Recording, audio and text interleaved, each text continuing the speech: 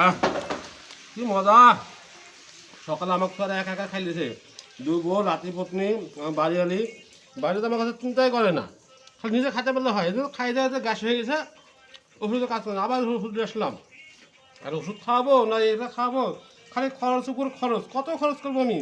খরচ করতে গেলে পাগল হয়ে গেলাম।